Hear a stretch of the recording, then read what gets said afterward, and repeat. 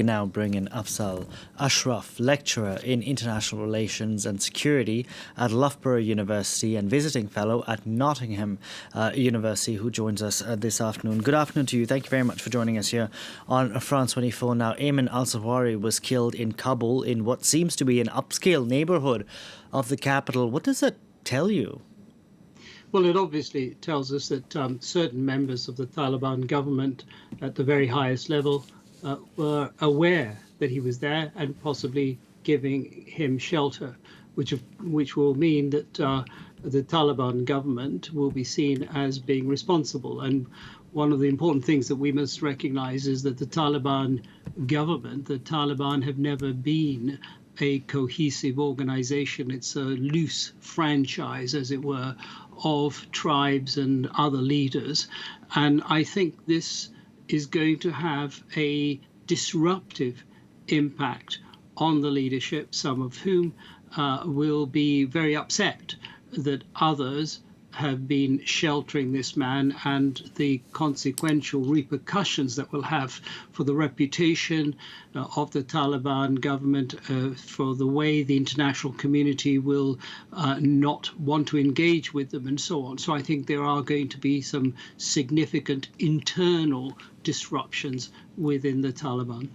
Because I spoke to our correspondent who actually was in Kabul on Sunday, heard the blast himself, and he said that street had checkpoints, so there was no way the Taliban was not aware that Zawahiri was living where he was. Now, let's talk about the killing itself, because it demonstrates that the United States doesn't need boots on the ground. But to plan an attack like this clearly takes longer when you don't have people there, doesn't it? Well, not necessarily. I mean, it's, they've had 20 years where they've had a presence, certainly in Afghanistan, and indeed through intelligence networks in Pakistan, where Zawahiri was. And they did target him about 10 years ago in a district of Peshawar, where they managed to kill a member of his family and he got away. So this whole story of chasing down leaderships, the entire generation, 9/11 generation of al-Qaeda leadership has been taken down at different times. It's a question of waiting for the right opportunity, which in this case has eventually come. So I don't think that this aspect of leadership decapitation has ever really needed boots on the ground. I think the bin Laden killing did need some boots, but he was an exception in terms of the other decapitation operations.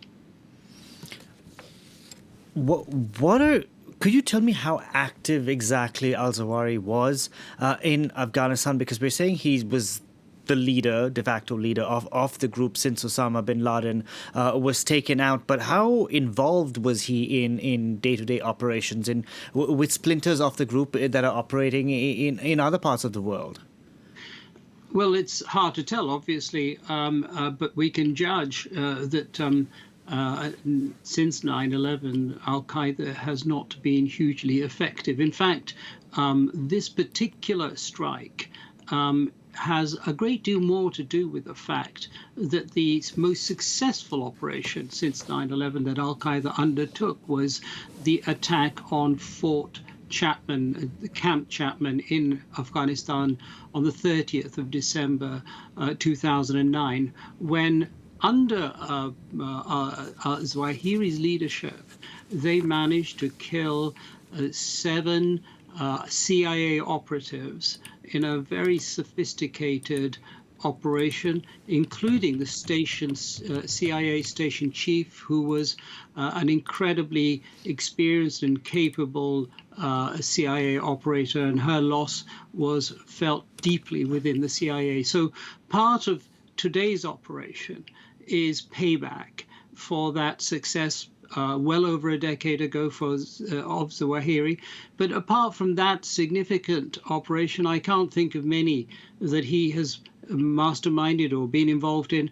You must remember that certainly since around about 2016, Al-Qaeda has been fighting a war with one of its own affiliates or one of its splinter groups, ISIS, and that's where a great deal of Zawahiri's energy is trying to somehow mitigate the very harmful effects of that war, because lots of foot soldiers have been killed in that, and also to try and come up with a way of galvanizing this jihadi network, which is continually fracturing. And he's not been successful. I want to talk about the Taliban's reaction to this strike, because they have said that America has violated the deal struck in Doha.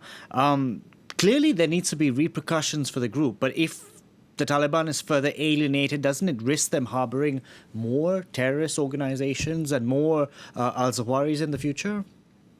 Well, they can obviously do that, but what will they gain from it? The point is that when Zawahiri was in Pakistan hiding, when bin Laden was alive, the Americans hugely constricted their ability to centrally organize operations, certainly outside. But what, I'm sorry to interrupt you there. What did they gain by keeping him in downtown Kabul?